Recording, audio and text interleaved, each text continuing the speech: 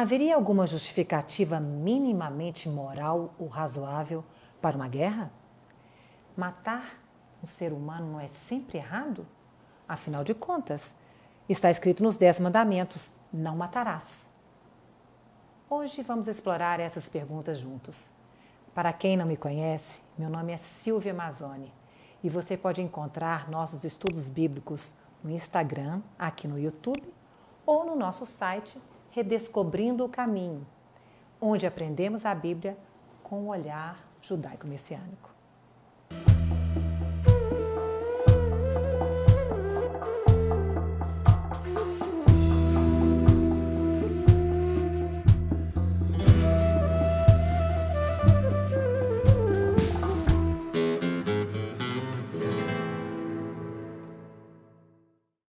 Recentemente, o mundo tem sido palco de tempos turbulentos, com conflitos armados que despertam inúmeras opiniões e questionamentos éticos. A guerra entre Israel e Hamas, em particular, tem gerado debates intensos, levando até mesmo pessoas de fé a ponderar sobre a ética no cenário de conflito armado. Será que, nessa situação recente de guerra, todos os judeus deveriam oferecer a outra face e morrer sem estardalhaços?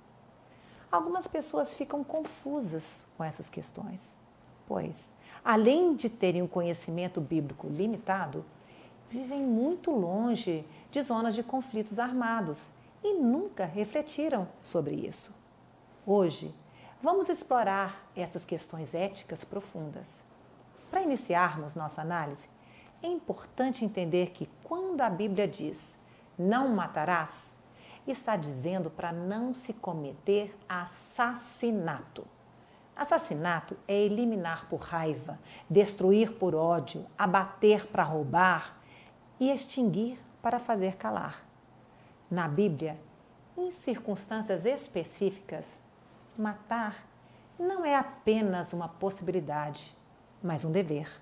Mas alguém poderia argumentar: mas isso foi na época do Antigo Testamento, na época do olho por olho, dente por dente. Ora, olho por olho, dente por dente, talvez seja a frase mais mal compreendida da Bíblia. A maioria entende essa frase como se estivesse dizendo: se você me der um soco, eu te dou um soco de volta. Se você puxa o meu cabelo, eu puxo o seu. E assim por diante. Aqueles que assim entendem ensinam que esse tipo de atitude é errada, pois endossa a vingança. Precisamos então esclarecer o verdadeiro significado da expressão olho por olho, dente por dente. Ao contrário do que a maioria pensa, olho por olho não é uma recomendação para vingança. Olho por olho, dente por dente é justamente a fórmula para se terminar o conflito. Vejamos, se você estragou a bicicleta do seu próximo, você tem que consertar a bicicleta dele. Se estragou o carro do próximo, deve consertar o carro dele. Simples assim. Ou seja, a Bíblia está solucionando o conflito ao ensinar sobre o princípio da restituição proporcional ao prejuízo e o princípio da pena proporcional ao crime. Esses princípios não são vingança. Pena proporcional ao crime, inclusive, não é necessariamente um conceito religioso, mas de bom senso. No Código Jurídico do Brasil está escrito que as sanções criminais devem ser proporcionais à gravidade dos delitos praticados e deve haver restituição proporcional. O sistema jurídico de outros países civilizados seguiam por esse mesmo princípio. Outro aspecto importante a mencionar é que, quando Jesus disse: ouvistes o que foi dito, olho por olho, dente por dente. Eu, porém, vos digo, não resistais ao perverso, mas a qualquer que te ferir na face direita, volta-lhe também a outra. Bom, nesse caso, ele não estava se referindo à Torá. Quando Jesus menciona a Torá, ele sempre diz: está escrito. Mas, quando ele diz: ouvistes o que foi dito, ele está se referindo às interpretações e aos comentários sobre a Torá que circulavam na época. haviam interpretações que estavam em desacordo com o espírito da lei. Adicionado ao princípio de proporcionalidade, muitas pessoas confundem o verdadeiro significado da recomendação de Jesus de oferecer a outra face. Oferecer a outra face não significa não poder se defender de agressores violentos. É possível oferecer a outra face, mesmo em uma situação de guerra. Vejamos. Você pode perguntar, mas Silvia, como isso seria possível sem se entregar ao inimigo e sucumbir? Enviando entrada humanitária para as áreas de conflito, permitindo o tratamento médico aos inimigos nos seus hospitais, avisando a população civil sobre futuros ataques para que elas possam evacuar daquela área. E o mais difícil de todos, orando pelos seus inimigos. Tudo isso é uma forma de oferecer a outra face, sem impedir o direito de autodefesa. Falando em autodefesa, não é apenas permitido matar para se autodefender, como também matar para defender um terceiro inocente. Imagine que lhe seja confiada a vida de 20 crianças. Os pais têm de sair e deixar os filhos sob a sua responsabilidade. Um homem violento força a porta e ameaça matar as crianças sob a sua custódia. Qual seria seu dever? Abrir a porta e entregar cada uma das crianças? Ora, isso não seria moralmente aceitável? Abrir a porta e deixar as crianças morrerem em nome da paz? Isso não seria um comportamento moral. Pelo contrário, seria covardia e traição. O moralmente correto seria tentar barrar o inimigo. Você poderia chamar a polícia, tentar dar um sonífero para o agressor, mas, em última análise, se nada funcionar, é moralmente correto matar o agressor para a defesa das crianças. Simples assim.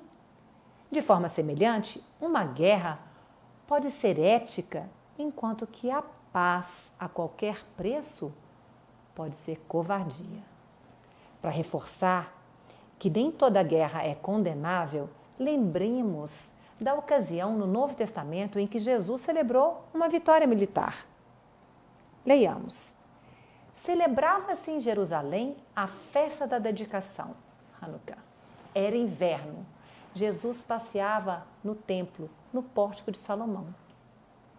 A festa de Hanukkah, a festa da dedicação, celebra a vitória dos judeus sobre o domínio dos gregos. Essa vitória foi conquistada após vários anos de guerra. Ora, se Jesus fosse um pacifista a qualquer preço, ele não poderia estar presente à celebração de uma vitória militar? Jesus não ensinou ninguém a ser covarde ou omisso. E o fato dele estar presente no templo, justamente naquela celebração, indica que ele a endossou com a sua presença. Alguém ainda na dúvida poderia argumentar, lembrando da ocasião quando Pedro, tentando defender Jesus, corta a orelha do servo do sumo sacerdote. Naquela ocasião, Jesus curou o ferido e repreendeu a Pedro pelo uso da espada. Ora, o contexto no qual Jesus repreende a Pedro por usar a espada era um contexto totalmente diferente e não havia ninguém sendo ameaçado sob a responsabilidade de Jesus. Aquele era um momento muito específico. Havia um propósito naquilo. A morte substitutiva de Jesus fazia parte do plano divino. Além disso, a Bíblia ensina que não se propaga a fé usando a espada. Agora, voltando ao ponto, o que seria uma guerra moral?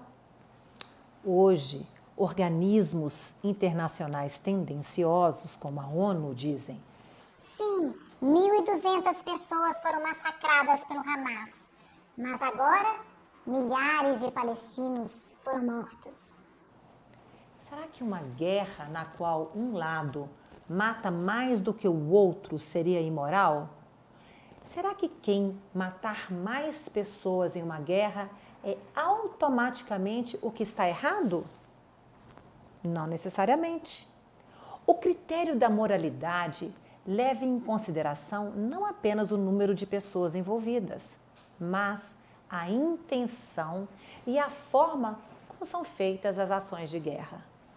O assassinato deliberado e proposital de civis é completamente diferente de um exército, ao defender a vida de seus concidadãos, ser forçado pelas circunstâncias a atacar um alvo e, com isso, ceifar vidas, não intencionalmente. Entender essa diferença é compreender a essência de uma civilização moral. Então é isso, pessoal.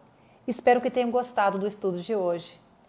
Se você gosta desse tipo de conteúdo, dê um like, se inscreva no canal e compartilhe com seus amigos. E para não perder os novos vídeos no canal, ative o seu sininho de notificações e sigamos redescobrindo o caminho. Lehitraot!